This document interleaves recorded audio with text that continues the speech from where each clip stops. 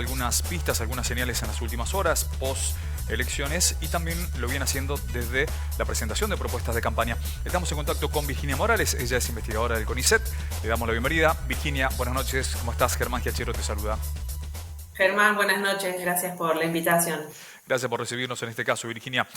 Bueno, habló en un momento, ya que sos investigadora del CONICET, te consulto por esto, habló en un momento Milei de, bueno, por ahí ver qué se hace con el CONICET, incluso hubo versiones que sostenían la posibilidad del cierre del CONICET. A ver, ¿qué te produce esto, no? Luego del triunfo de Milei este último domingo y su consagración como presidente de los argentinos. Bueno, hubo las primeras versiones o pronunciamientos de Javier Milei en torno al CONICET, todos debemos recordar el video con él fuera, ¿no? Fue el cierre del CONICET. Después hubo algún tipo de pronunciamiento como diciendo, bueno, el fuera no significa que desaparezca totalmente, sino una reorganización, reacomodamiento y trabajar con el sector privado. Y bueno, hay otra serie de enunciados que tienen que ver con esto, ¿no? Con qué se hace con el CONICET o cómo se redefine. Bueno, hoy por hoy lo que hay es mayormente incertidumbre, como en todos los ámbitos, me parece, ¿no? De lo social, de lo político, lo institucional, lo económico, en torno al paquete de medidas que se presentará ni bien asuma. En general es una sensación de preocupación junto con la incertidumbre por parte de la comunidad, no solo del CONICET, sino de la comunidad científica nacional. Hay otros organismos como el INTA que forman parte de los organismos de ciencia y técnica, y en un marco más amplio también de gran incertidumbre y preocupación de las instituciones educativas, las universidades públicas.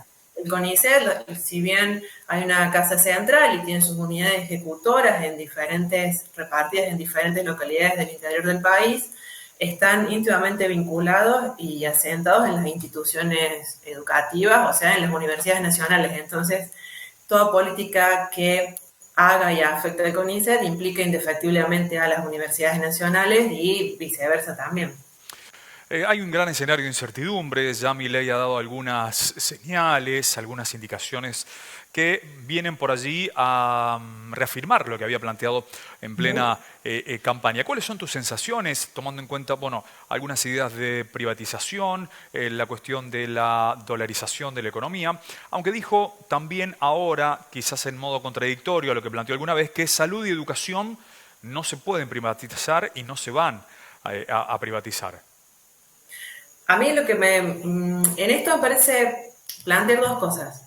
Primero, que está enfatizando fuertemente que se vienen una serie de medidas, un paquete de medidas y de decisiones que son de shock, ¿no? Y ya, independientemente de qué contenga la especificidad de la letra, que sean de shock nos viene a anticipar ya una certeza, que es un paquete de reformas integrales que se van a llevar adelante de manera rápida, en un plazo muy corto de tiempo, de días y de semanas, y que además va a implicar modificaciones rápidas pero también radicales. Entonces, que sea de shock significa que nos va a modificar radical y rápidamente la vida cotidiana, en definitiva a los ciudadanos de a pie. En lo económico, en lo laboral, en lo político, en lo institucional, en lo social. Eso como primer punto. Segundo, bueno, ante la incertidumbre de que no sabemos la letra chica de ese paquete de medidas, habrá que ver qué percepción o qué percepciones empiezan a aflorar en torno a la ciudadanía respecto de la recepción de esas políticas de shock, y entonces ahí de qué modo se va a empezar a convalidar o no la aceptación del gobierno de Milei y el acompañamiento de los diferentes sectores de la ciudadanía. Te quiero consultar, Virginia, por la cuestión de la gobernabilidad y la institucionalidad en relación con algunos modos de decir las cosas de Javier Milei, pero digo, más allá de los modos, el contenido, lo conceptual de sus propuestas, de la cuestión de ir al frente, en todo caso, de repeler cualquier tipo de protestas o lo que tenga que ver con reclamos y desacuerdos con las políticas que posiblemente implementaría. Y ya hay algunos sectores que abrieron el paraguas y se encendieron los alertas, ¿no? Ya han expresado comunicados públicos que van a resistir. Digo, primero debería asumir Milei y después ver qué es lo que se hace. Digo, está bien que nos anticipemos tanto a antes de la asunción de Milei. Digo, ¿qué podemos esperar a partir de eso con la cuestión de hacer posible la gobernabilidad? Me parece que estos tipos de pronunciamientos, como vos mencionás, Germán, tienen que ver con que el periodo de transición, si bien es corto, es de alto nivel de incertidumbre. Porque por un lado, si bien podríamos afirmar que Javier Milei durante toda su campaña fue muy claro y explícito respecto de cuáles eran sus propuestas y cómo entiende el Estado, cómo entiende el mercado laboral, cómo entiende la economía, cómo entiende cualquier tipo de manifestación o expresión de oposición hacia eso. Bueno, me parece que la incertidumbre está en que sus propuestas en algún punto para los argentinos son sumamente radicales a lo que estamos acostumbrados, ¿no? Entonces, y en esa radicalidad es casi inevitable que surgen un montón de percepciones.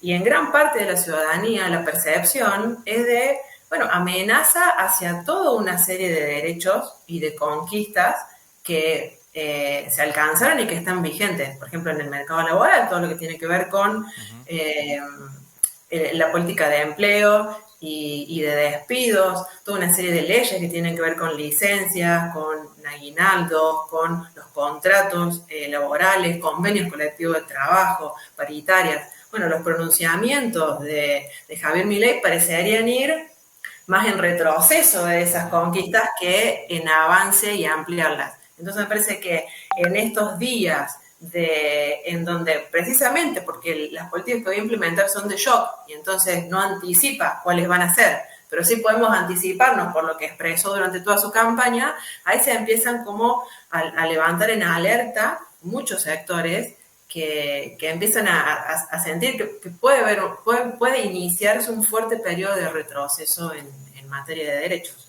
Ahora, Milei deberá contar también con el apoyo de otros órganos institucionales, como el Parlamento, por ejemplo, ¿no? Digo, no tiene una estructura partidaria o de coalición dentro de ambas cámaras en el Congreso de la Nación.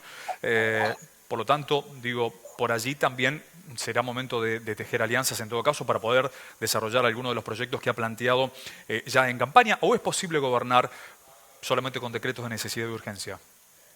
Bueno, ahí mira, si hacíamos esta entrevista antes de las elecciones, cualquier politólogo o politóloga tenderíamos a afirmar que nadie puede ser presidente en este país sin una estructura de territorialidad propia. Sí. Javier Milei, más allá que estuvo acompañado por Juntos por el Cambio, fue un presidente que hace poquito más de 2 años irrumpe en la escena política argentina y logra ser presidente sin la estructura territorial propia de partidos como la Unión Cívica Radical, el PJ o el propio Juntos por el Cambio. Entonces hay como primera casi certeza de la ciencia política que se derrumba. Entonces, bueno, ahora frente a un escenario también de muchas certezas del análisis político que se derrumban para explicar el alto nivel de acompañamiento en el voto que alcanzó en el último domingo, bueno, a mí me parece que hay que abrir ciertas preguntas y signos de preguntas respecto de la gobernabilidad.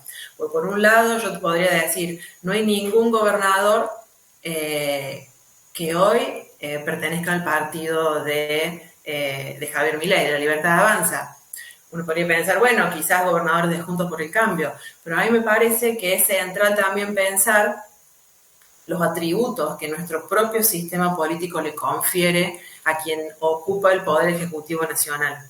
Y entonces ahí, si bien como presidente, en cierta forma, se ve restringido por las propias leyes, como por ejemplo la de la coparticipación, en relación con sus vínculos con las provincias, bueno, hay otra serie de partidas, partidas monetarias, de las que dispone el Poder Ejecutivo, que se distribuye entre las provincias de manera discrecional. Y eso está marcado así, por la ley, es de manera legal y legítimo que así lo haga. Entonces, creo que se va a venir un fuerte escenario de negociaciones en donde, bueno, probablemente algo de esto entre en juego a la hora de sentarse a hablar con los gobernadores.